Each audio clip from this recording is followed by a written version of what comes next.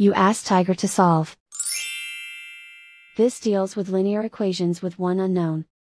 The final result is m equals 8. Let's solve it step by step. Group all constants on the right side of the equation.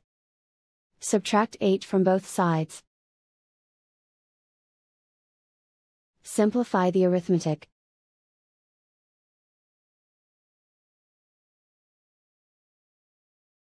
Isolate the m.